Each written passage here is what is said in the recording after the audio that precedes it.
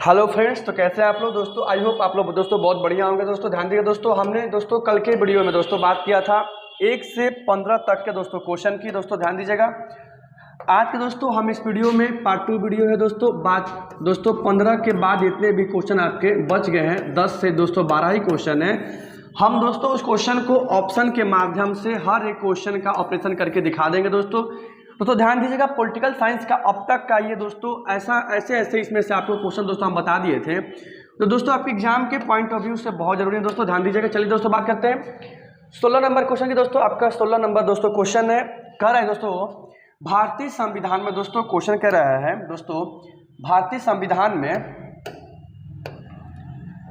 दोस्तों कह रहा है भारतीय संविधान में समवर्ती सूची को क्वेश्चन है, कह रहा है भारतीय संविधान में समवर्ती सूची को कहां से लिया गया। दोस्तों क्वेश्चन पूछ रहा है दोस्तों भारतीय संविधान में समवर्ती सूची को किस देश के संविधान से लिया गया है। दोस्तों ध्यान दीजिएगा, क्वेश्चन दोस्तों यहाँ पे ये भी पूछा हुआ है दोस्तों कि शिक्षा किस सूची का दोस्तों विषय है। दोस्तों शिक्षा ऐसी सूची का विषय है जिस पे केंद्र और राज्य दोनों सरकार कानून दोस्तों बना सकती है।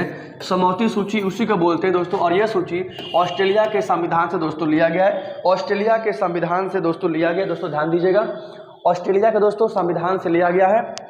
दोस्तों बढ़ते हैं अगले क्वेश्चन की। दोस्तों देखते हैं अगला क्वेश्चन क्या कर रहा है दोस्तों। अगला क्वेश्चन आपका संविधान निर्मात्री सभा कर है। संविधान निर्मात्री सभा में उद्देश्य प्रस्ताव किसके द्वारा। दोस्तों संविधान निर्मात्री सभा में उद्देश्य प्रस्ताव किसके द्वारा प्रस्तुत किया गया था। दोस्तों ध्यान दीजिएगा, संविधान में उद्देश्य प्रस्ताव की दोस्तों बात कर रहे हैं। दोस्तों ध्यान दीजिएगा, 13 दिसंबर 1946 को 13 दिसंबर दोस्तों 1946 को भारत के प्रधानमंत्री पंडित जवाहरलाल नेहरू के द्वारा भारत के समक्ष मूल सिद्धांतों से संबंधित एक प्रस्ताव पेश किया गया दोस्तों, जिसे उद्देश्य प्रस्ताव के दोस्तों नाम से जाना गया। दोस्तों यह प्रस्ताव 22 जनवरी 1947 को दोस्तों यही प्रस्ताव 22 जनवरी 1947 को स्वीकार कर लिया गया, जिसे वर्तमान में प्रस्तावना के दोस्तों नाम से जानते। आप 10th या 9th में पढ़े होंगे। प्रस्तावना दोस्तों क्या होता है, जैसे हम भारत के लोग भारत को एक संप्रभु संपन्न समाजवादी, इस तरह की दोस्तों हम जो प्रस्तावना की बात करते हैं अपने किताबों में, विद्यालय में, स्कूल में दोस्तों, वही दोस्तों उद्देश्य प्रस्ताव अर्थात दोस्तों प्रस्तावना को पंडित जवाहरलाल नेहरू ने 13 दिसंबर 1946 को दोस्तों पेश किया था। ये भी दोस्तों डेट याद कीजिएगा, क्वेश्चन पूछा हुआ एग्जाम में। दोस्तों आपका अगला क्वेश्चन है भारत के प्रधानमंत्री। बस दोस्तों 2018 या 2016 का पेपर में एक क्वेश्चन था कि भारत के प्रधानमंत्री क्या हैं। दोस्तों ध्यान दीजिएगा, भारत के प्रधानमंत्री जो बहुमत दल के नेता होते हैं, ये भी क्वेश्चन दोस्तों पूछा हुआ है। भारत के प्रधानमंत्री किसके दोस्तों नेता होते हैं। दोस्तों बहुमत दल के नेता होते हैं। मतलब दोस्तों जिस नेता के पास सबसे अधिक वोट, दोस्तों जिस पार्टी के पास सबसे अधिक वोट दोस्तों, उसके एक किसी मेंबर को राष्ट्रपति भारत का प्रधानमंत्री नियुक्त करता है। मतलब दोस्तों भारत के प्रधानमंत्री नियुक्त होते हैं, तीनों नहीं होते हैं दोस्तों। भारत के प्रधानमंत्री लोकसभा में बहुमत दल का नेता होता है। ये भी क्वेश्चन पूछा हुआ दोस्तों कि भारत का प्रधानमंत्री लोकसभा में किस दल का दोस्तों नेता होता है, तो बहुमत दल का नेता होता है। ध्यान दीजिएगा दोस्तों। अगला क्वेश्चन देख लेते हैं दोस्तों। अगला क्वेश्चन क्या है, लोक लेखा समिति में, मतलब दोस्तों लोक लेखा समिति क्या है। लोक लेखा समिति मतलब दोस्तों भारतीय सरकार के आय व्यय, कितना खर्चा कहाँ पे हुआ है दोस्तों, इसके लेखा जोखा व्यय खर्च आदि को जो समिति जांच पड़ताल करती है, हिसाब किताब दोस्तों रखती है, उसको बोलते हैं लोक लेखा समिति। दोस्तों लोक लेखा समिति में ठीक है 15 मेंबर लोकसभा से होते हैं और दोस्तों 7 मेंबर राज्यसभा से होते हैं। ये क्वेश्चन हर बार रिपीट हुआ है दोस्तों। लोक लेखा समिति में कुल दोस्तों कितने मेंबर होते हैं। दोस्तों कुल मेंबर 22 होते हैं और दोस्तों लोक लेखा समिति में कुल मेंबरों की संख्या जो 22 होती है दोस्तों। 22 मेंबर में 15 दोस्तों आपके राज्यसभा से होते हैं और दोस्तों 15 लोकसभा से होते हैं, 7 राज्यसभा से होते हैं। ध्यान दीजिएगा दोस्तों। अगला क्वेश्चन है 73वें संविधान संशोधन के द्वारा 11वीं अनुसूची में पंचायती राज संस्थाओं को कितने कार्य सौंपे गए थे। दोस्तों इस क्वेश्चन का आंसर देने के लिए पहले कुछ आप समझ लीजिए। दोस्तों ध्यान दीजिएगा, 73वां संविधान संशोधन 1992 में हुआ था। दोस्तों क्वेश्चन पूछा हुआ है कि 73वां संविधान संशोधन कब हुआ था? दोस्तों 1992 में हुआ था। दोस्तों इसके साथ पंचायती राज व्यवस्था को संवैधानिक दर्जा दिया गया, पंचायती को संवैधानिक दर्जा दिया गया। ये भी दोस्तों क्वेश्चन पूछा हुआ है कि 73वां संविधान संशोधन का संबंध किससे है? तो पंचायती राज व्यवस्था से है, जो 1992 में हुआ था। और दोस्तों बलवंत राय मेहता समिति की सिफारिश पर हुआ था। ये आप ध्यान दीजिएगा, बलवंत राय मेहता समिति की दोस्तों सिफारिश पे हुआ था। लेकिन दोस्तों जो 1992 में 73वां संविधान दोस्तों संशोधन हुआ था, वह संविधान संशोधन दोस्तों 24 अप्रैल 1993 को प्रभाव में आया। 1993 को दोस्तों प्रभाव में आया। दोस्तों इस तरह से हर वर्ष हमारे भारत में 24 अप्रैल को पंचायती राज दिवस के रूप में मनाया जाता है। और दोस्तों इसी के समय भारतीय संविधान में 11वीं अनुसूची को जोड़ा गया। ये दोस्तों एक खुद में क्वेश्चन है कि दोस्तों 73वां संविधान संशोधन के द्वारा संविधान में कौन सी अनुसूची दोस्तों जोड़ी गई? तो 11वीं अनुसूची को दोस्तों जोड़ा गया था। और दोस्तों उसमें ग्राम पंचायत को कुल 29 कार्य प्रदान किए गए थे। ध्यान दीजिएगा।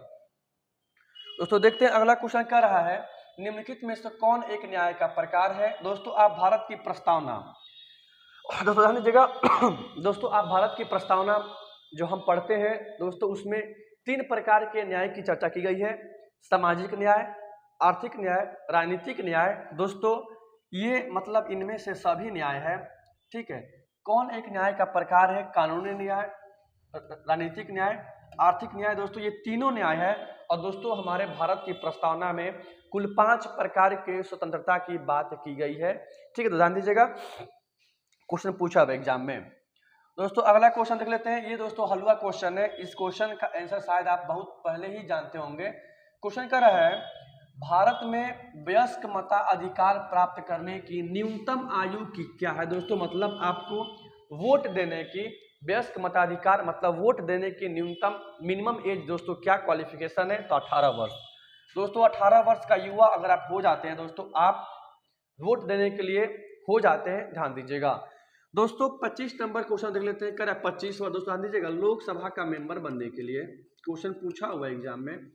यदि आप चाहते हैं लोकसभा का मेंबर बन जाए, दोस्तों आप चाहते हैं विधानसभा का मेंबर बन जाए, विधानसभा का मेंबर बन जाए, या दोस्तों चाहते हैं आप या सीएम बन जाएं या पीएम बन जाएं, दोस्तों इनके लिए क्वालिफिकेशन 25 वर्ष। ठीक है, राष्ट्रपति बनने के लिए दोस्तों उम्र सीमा 35 वर्ष। ध्यान दीजिएगा, क्वेश्चन पूछा एग्जाम में।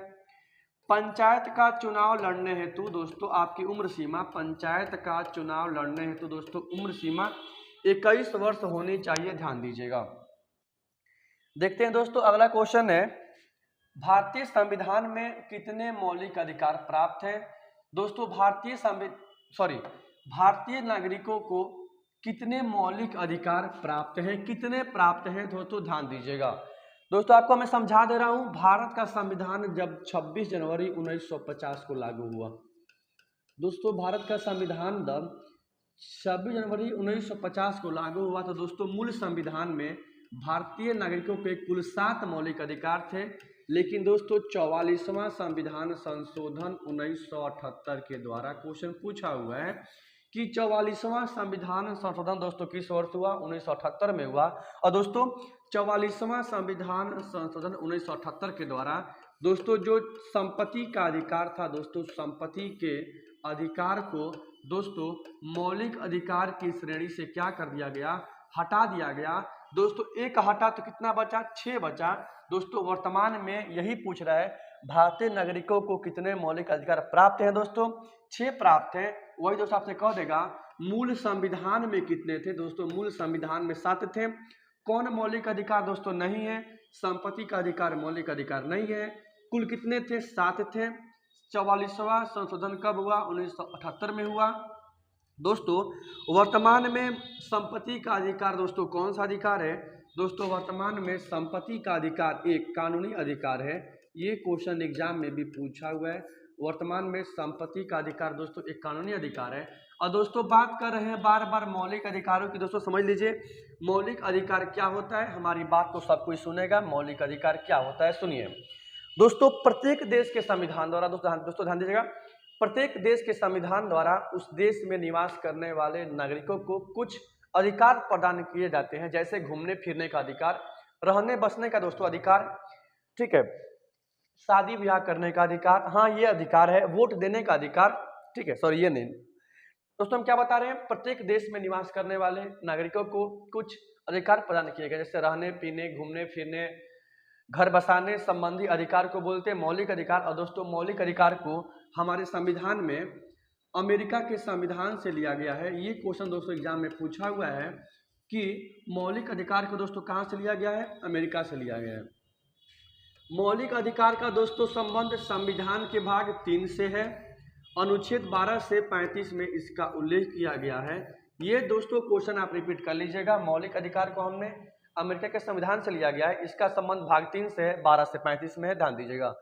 दोस्तों 24 नंबर क्वेश्चन है, किसी नगर निगम के मेयर का चुनाव कौन करता है? तो ध्यान दीजिएगा, किसी नगर निगम के दोस्तों मेयर का चुनाव वार्ड काउंसलर करता है। दोस्तों ध्यान दीजिएगा, वार्ड काउंसलर करता है, मेयर का चुनाव वार्ड काउंसलर करता है। दोस्तों ध्यान दीजिएगा। इस तरह से दोस्तों आज का क्वेश्चन इतना ही था। दोस्तों हमने आपको कल के वीडियो में 1 नंबर दोस्तों क्वेश्चन से शुरुआत किया था, और दोस्तों ध्यान दीजिएगा आपका 1 नंबर क्वेश्चन यही था, ठीक है, राज्यसभा की मेंबर या सदस्यता के लिए न्यूनतम आयु कितनी होनी चाहिए दोस्तों? तो 30 वर्ष होनी चाहिए दोस्तों। इस तरह से आपका पार्ट 2 वीडियो भी क्लियर हो गया दोस्तों। पार्ट 1 अब पार्ट 2 वीडियो को अच्छे तरह से देख लीजिए, क्योंकि दोस्तों अधिक क्वेश्चन 11th क्लास के पॉलिटिकल साइंस से ही आ रहा है दोस्तों। ये कहीं भी क्वेश्चन पूरे 12th के बुक में नहीं दिया हुआ है।